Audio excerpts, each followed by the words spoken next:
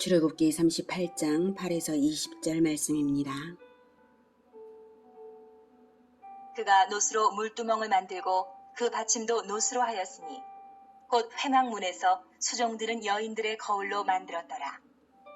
사랑하는 형제 여러분, 7월 26일 화요일 저녁 묵상에 오신 것을 환영합니다.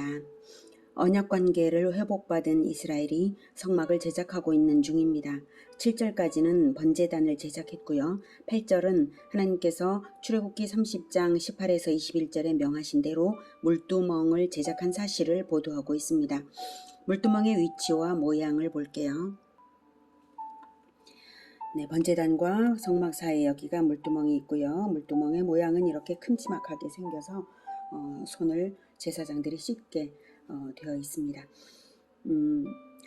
그런데 출애굽기 30장 18에서 21절에 보면 18절부터 너는 물두멍을 노수로 만들고 그 받침도 노수로 만들어 씻게 하되 그것을 회막과 제단 사이에 두고 그 속에 물을 담으라.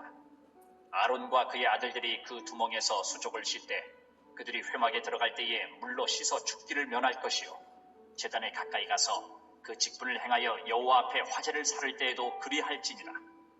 이와 같이 그들이 그 수족을 씻어 죽기를 면할지니 이는 그와 그의 자손이 대대로 영원히 지킬 규례니라. 네, 물로 씻지 않으면 죽음을 당하는 것이라고 하십니다. 왜 이토록 엄한 명령을 주실까요? 손발 씻는 게 뭐 별것인가 싶은데 생명이 죽고 사는 문제라고 하십니다. 영원히 지킬 규례라고 하시니까 영원성의 문제, 즉 영혼의 문제입니다. 이 부분에 대한 답은 예수님이 제자들의 발을 씻으신 것에서도 답을 찾을 수 있고요. 또한 요한일서와 시편의 말씀에서도 찾을 수 있습니다. 먼저 시편 26편 6절 여호와여 내가 무죄함으로 손을 씻고 주의 제단에 두루 다니며 무죄는 속죄를 받아서 거룩한 하나님의 백성 자격을 갖춘 것을 말합니다. 그런데 이 사람이 제단에 두루 다니기에는 한 가지를 더 해야 하는데 그것이 손을 씻는 것입니다. 그래서 손을 씻고 주의 제단에 두루 다닌다라고 말하고 있죠. 그러니 제단의 속죄와 연장선상에서 속죄의 제사 이후에도 부지불식 중에 오염이 묻을 수 있는 부분까지 자기 영혼을 씻어낸다는 의미가 손을 씻는 의식입니다. 요한일서 1장 6에서 9절 볼게요. 만일 우리가 하나님과 사귐이 있다 하고 어둠에 행하면 거짓말을 하고 진리를 행하지 아니함이거니와 그가 빛 가운데 계신 것 같이 우리도 빛 가운데 행하면 우리가 서로 사귐이 있고 그 아들 예수의 피가 우리를 모든 죄에서 깨끗하게 하실 것이요 만일 우리가 죄가 없다고 말하면 스스로 속이고 또 진리가 우리 속에 있지 아니할 것이요 만일 우리가 우리 죄를 자백하면 그는 미쁘시고 의로우사 우리 죄를 사하시며 우리를 모든 불의에서 깨끗하게 하실 것이요. 하나님과의 사귐이 있다면 그 사귐이 빛이 되어서 더러운 것이 비춰져서 우리가 우리 죄를 자백하게 될 것이고 죄를 자백할 때에 그 아들 예수의 피가 우리를 모든 죄에서 깨끗하게 하실 것이라고 하십니다. 우리는 누구나 예수님을 왕으로 영접할 때에 하나님의 언약대로 하나님의 언약 백성이 되는 것이죠. 말하자면 단 한 번의 편입 절차, 입국 절차라고 말할 수 있겠습니다. 그런데 주님과의 사귐은 단 한 번만이 결코 아닙니다. 늘 빛의 비추임을 받으며 살아가듯이 날마다 일상이 되는 것이 주님과의 사귐입니다. 그 사귐이 있으면 죄를 늘 자백하는 것이 정상이고 그럴 때에 그 아들 예수의 피가 늘 효력을 발휘해서 우리를 모든 죄에서 깨끗하게 하시는 것입니다. 빛 가운데 있으면 때가 타는 것을 곧 확인해서 바로바로 씻을 수 있듯이 그러라고 하시는 것이죠. 그러니 예수님을 영접했다고 다 됐다고 죄 없다고 하지 말고 눈에 안 보여도 을에 더러운 줄을 알고 살피면서 씻어야 할 것입니다. 젊은 여인들은 아침에 씻었다고 해서 하루 종일 거울을 들여다보지 않는 경우는 거의 없습니다. 10대의 소녀가 되면 거울 공주가 되어서 거울을 끼고 살며 비춰보죠. 우리가 예수님께 비춰 들여다보기를 그래야 합니다. 예수님의 제자들은 예수님을 왕으로 섬기는 1등 건국 공신들인데요.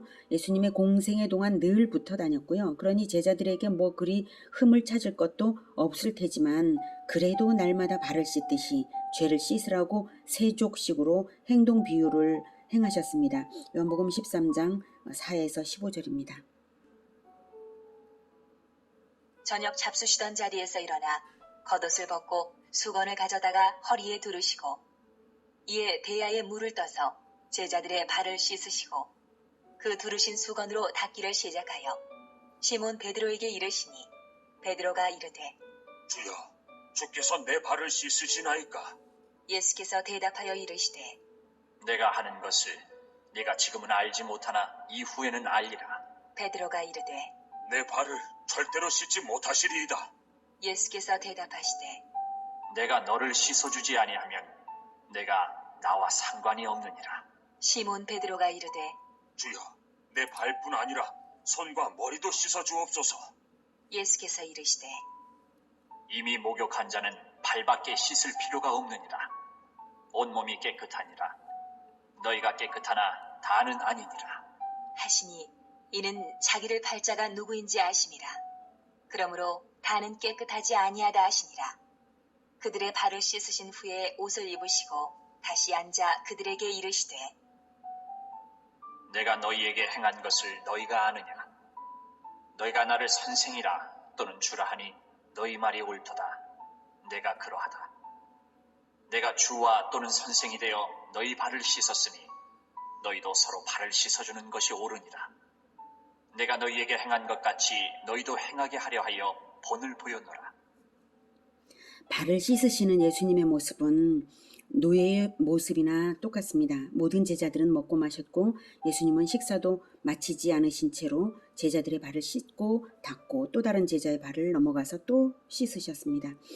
베드로가 굳고 만류하자 내가 너를 씻어주지 아니하면 너와 상관이 없다라고 말씀을 하셨죠. 주님과의 관계는 씻어줌의 관계라는 것입니다. 무엇을 씻어주는 것이겠습니까? 죄죠. 죄를 씻어줌으로써 상관이 되는 관계가 주님과 우리와의 관계입니다. 그래서 베드로가 이번에는 머리도 씻어주옵소서 라고 했고 목욕시켜달라는 의미로 말을 하자 예수님은 이미 목욕한 자는 발밖에 씻을 필요가 없다. 온몸이 깨끗하다라고 하셨습니다. 베드로를 이미 목욕하여 온몸이 깨끗한 자라고 인정하신 말씀이죠. 그렇지만 발은 씻어야 한다는 뜻이죠. 그리고 이어서 너희가 깨끗하나 다는 아니니라 라고 이는 자기를 팔 자가 누구인지를 아셔서 깨끗하지 못한 사람 가룟 유다가 바로 목욕하지 않은 자처럼 전혀 깨끗하지 못한 사람 즉 예수님을 팔 자라는 거죠. 예수님을 왕으로 영접하지 못한 사람임을 말씀하시는 것입니다. 예수님은 두 차원의 정결을 말씀하신 것입니다. 목욕 차원의 정결과 발 씻기 차원의 정결입니다. 최초의 단 한 번의 입국 절차처럼 예수님을 왕으로 영접하여 천국에 속하는 그 정결함과 주민등록이 된 후에 자유로이 날마다 백성들의 교제 안에서 살아가는 것처럼 매일의 자백과 정결이함이 있습니다. 이 두 가지를 다 행해야 예수님과 상관이 있는 제자인 것입니다. 그래서 물두멍에서 수시로 씻어서 제단에도 가까이 가고 성소에도 나아갈 때 죽음을 당하지 말라는 것입니다. 우리가 일상생활 가운데서도 먼지에 묻을 수 있는 것처럼 우리 영혼도 세상의 먼지바람이 수시로 스쳐 지나갑니다. 또 설령 영적인 진공 상태에 있다 할지라도 내 안에서 나오는 것은 원죄의 찌꺼기가 나오는 것이지 거룩한 것이 나오지 못합니다. 몸이 신진대사로 쉴 새 없이 가만히 있을 때에도 쉴 새 없이 땀을 배출하고 무언가를 배출하고 있는 것처럼 우리 인간의 안에서 나오는 것이 거룩한 것이 없습니다. 스스로 거룩한 것을 생산해서 나올 능력이 원죄적 인간 자체에게는 없는 것입니다. 그래서 수시로 보혈로 씻는 것이 당연한 것입니다. 그 어떤 인간이든 말입니다. 성막의 물두멍은 그런 의미입니다. 그래서 제단과 성소 사이에 있는 것입니다. 제단에 가까이 할 때와 성소에 들어갈 때는 반드시 씻어야 합니다. 그래서 우리가 예배를 드리기 전에 해야 하는 일이 참회의 기도인 것이죠. 자기를 정결하게 하는 참회의 기도, 그것이 나를 가꾸어 줍니다. 이것을 이스라엘의 회막문에서 수종드는 여인들은 깨달았던 것 같습니다. 오죽하면 여인의 귀중품 중에도 귀중품인 청동거울을 자발적으로 내놓았겠습니까? 이 청동거울로 그 물두멍을 만들었죠. 그 당시의 거울은 유리거울이 아니라 청동거울인데요. 그 당시 여인들로서는 둘도 없이 귀한 물건입니다. 그런데 자기의 외면적 치장을 포기하고 영혼의 거룩함을 사모하며 하나님께 귀한 것을 드린 것입니다. 회막문에서 자발적으로 수종드는 신심 깊은 여인들이기에 더욱 영적인 정결함을 사모하여서 그런 것 같습니다. 하나님은 사람의 중심을 아시기 때문에 그 여인들의 마음을 귀하게 여기시고 칭찬하시기 위해서 이렇게 출애굽기 38장 8절에 기록해 놓으신 것입니다. 여인들의 청동거울을 참으로 귀하게 받아주시는 하나님께 우리는 무엇을 드릴까요? 하나님께서 가장 귀하게 여기며 기뻐 받으실 것은 청동거울보다도 바로 수시로 정결하게 보혈로 씻으며 올려드리는 우리의 정결한 영혼일 것입니다. 그리고 내면을 씻기 위하여 외면을 비춰보는 거울을 포기한 여인들처럼 탐심을 버리고 두려움도 버리고 영혼을 정결히 하기를 사모하며 주님을 섬기는 자세일 것입니다. 수시로 자신을 보혈로 씻고 주님께 올려드리는 정결한 우리 모두가 되기를 기원합니다. 9절. 그가 또 뜰을 만들었으니 나무로 뜰의 남쪽에는 세마포 포장이 100규빗이라. 그 기둥이 스물이며 그 받침이 스물이니 노시요 기둥의 갈고리와 가름대는 은이며 그 북쪽에도 100규빗이라. 그 기둥이 스물이며 그 받침이 스물이니 노시요 기둥의 갈고리와 가름대는 은이며 서쪽의 포장은 50규빗이라. 그 기둥이 열이요 받침이 열이며 기둥의 갈고리와 가름대는 은이며 동으로 동쪽에도 50규빗이라. 문 이쪽의 포장이 15규빗이요 그 기둥이 셋이요 받침이 셋이며 문 저쪽도 그와 같으니 뜰문 이쪽 저쪽의 포장이 15규빗이기요 그 기둥이 셋씩 받침이 셋씩이라. 뜰 주위의 포장은 세마포요 기둥 받침은 노시요 기둥의 갈고리와 가름대는 은이요 기둥 머리싸개는 은이며 뜰의 모든 기둥에 은 가름대를 꿰었으며 뜰의 휘장문을 청색, 자색, 홍색 실과 가늘게 꼰 배실로 수놓아 짰으니 길이는 20규빗이요 너비와 높이는 뜰의 포장과 같이 5규빗이며 그 기둥은 넷인데 그 받침 넷은 노시요 그 갈고리는 은이요 그 머리싸개와 가름대도 은이며 성막 말뚝과 뜰 주위의 말뚝은 모두 노시더라. 네, 9절에서 20절 부분은 성막뜰인데요. 출애굽기 27장 9에서 19절에서 제작 명령을 하신 그대로 제작한 사실을 보도하고 있습니다. 9에서 13절 뜰이 하얀 세마포로 이렇게 둘러쳐져 있고요. 남쪽, 북쪽 각각 100규빗씩입니다. 100규빗은 약 45m에서 50m입니다. 여기가 북쪽도 45에서 50m, 동쪽과 서쪽, 여기가 동쪽이고요. 서쪽, 동쪽과 서쪽 각각 50규빗입니다. 약 22.5m에서 25m 정도 되는 것입니다. 동문은 이렇게 문 이쪽의 포장이 15규빗, 이쪽이 15규빗, 이쪽도 15규빗이고요. 그 기둥이 셋이라고 되어 있죠. 기둥이 셋이고 이쪽도 기둥이 이렇게 셋이고요. 그리고 뜰 주위의 포장은 세마포다. 이렇게 14절부터 16절까지 나와 있는 대로입니다. 그래서 서쪽이 기둥이 10개였던 것처럼 여기도 10개가 되니까 여기는 이제 4개가 되겠죠. 6개 이렇게. 자, 그 다음에 10절, 11절에 기둥이 남쪽과 북쪽에 각각 20개씩이라고 말한 대로 이게 20개씩 세워져 있고요. 12절에서 15절 그리고 19절에 말한 대로 동쪽과 서쪽에도 기둥이 각각 10개씩 있는 기둥들입니다. 이 기둥을 세우는 이유는 이 세마포 포장을 이렇게 매달아서 세우기 위한 거죠. 포장 설치를 위해서 기둥이 필요하죠. 이 기둥들은 넘어지지 말아야 하는 것이 아주 중요합니다. 그런데 이 기둥들이 넘어지지 않고 서 있으려면 중요한 장치를 해야 합니다. 단 하나라도 넘어지면 안 되죠.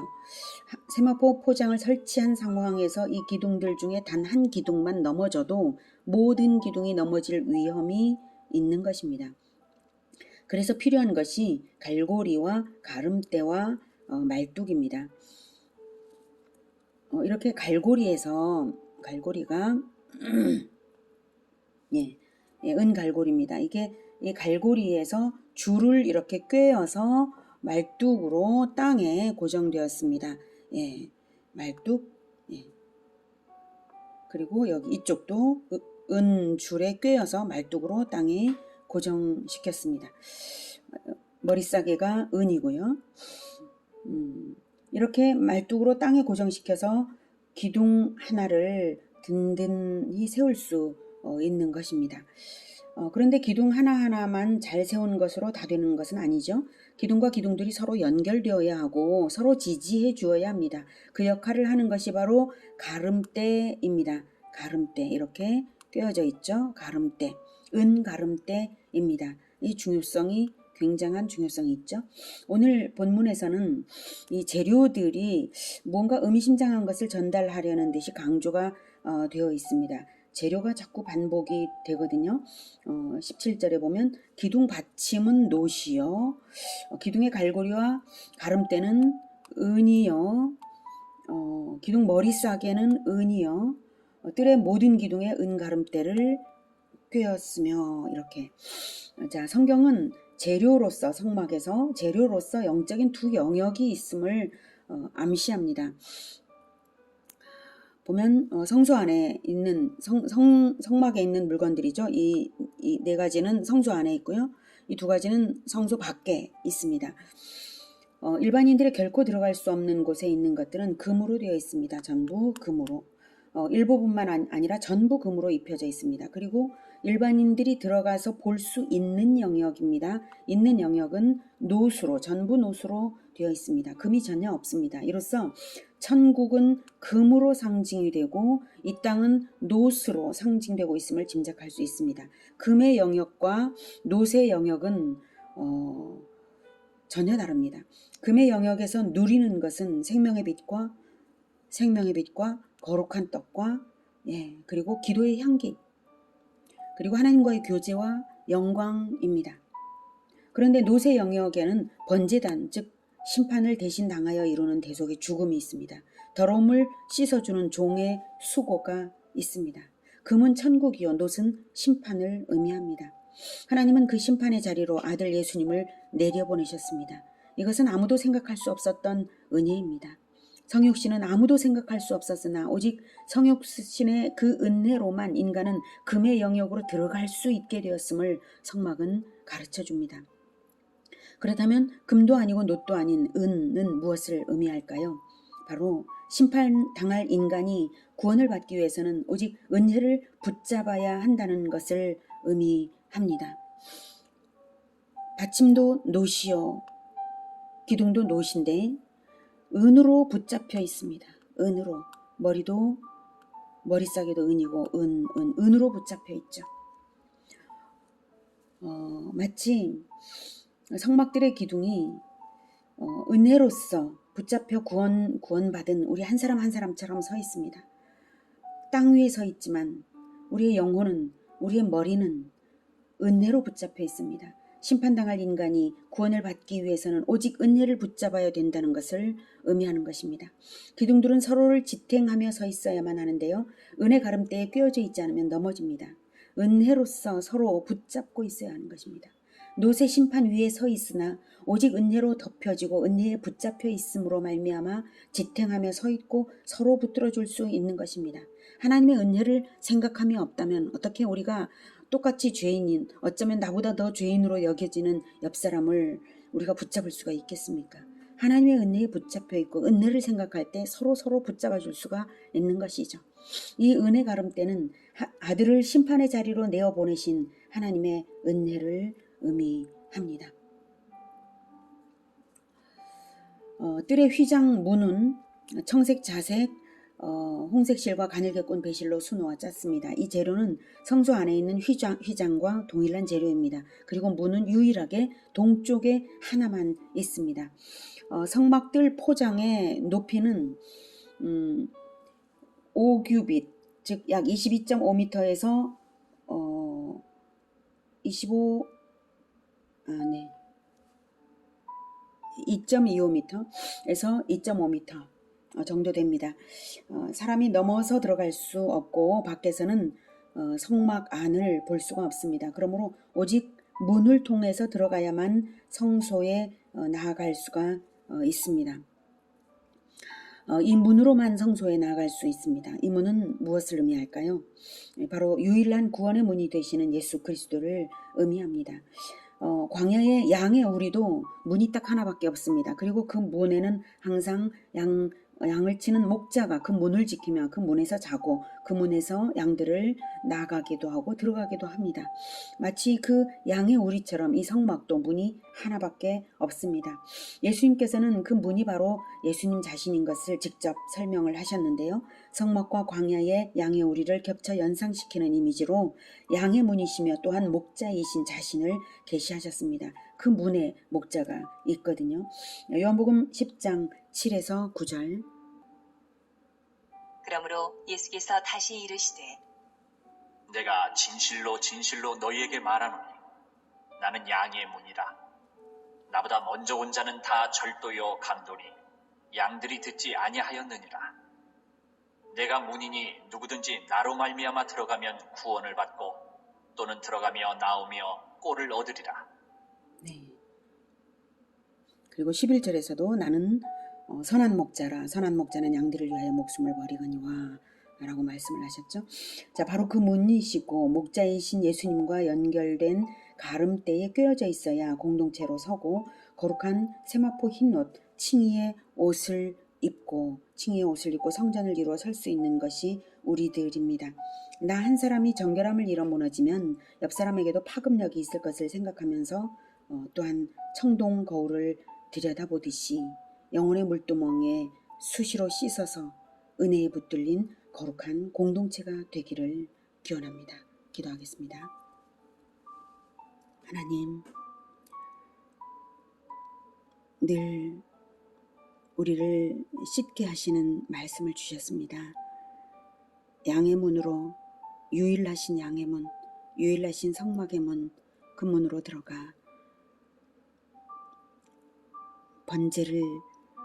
번제가 되신 예수님의 그 제사 위에 얹어져서 우리가 하나님께 우리를 드리고자 합니다. 주님, 우리를 받아주시되 날마다 늘 씻음으로써 정결하게 끝까지 주님께 우리의 삶을 드릴 수 있도록 주님 도와주시옵소서.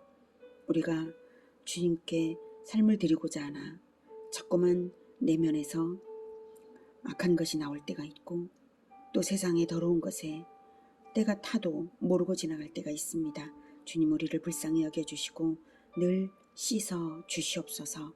그리고 우리 공동체가 어느 한 사람도 무너지지 않도록 서로가 주 예수님의 은혜를 깊이 감동이 되어서 서로가 서로를 붙들어 줄 수 있도록 주님, 우리의 마음에 성령의 능력으로 성령의 감동으로 충만하게 하여 주셔서 은혜에 붙들린 바 되어서 공동체가 설 수 있게 도와주시옵소서. 그래서 온전히 주 예수님의 문으로 세상 사람들이 들어와 구원받을 수 있는 이 주님을 만나는 성막이 될 수 있게 하여 주시옵소서. 예수님의 이름으로 기도드립니다.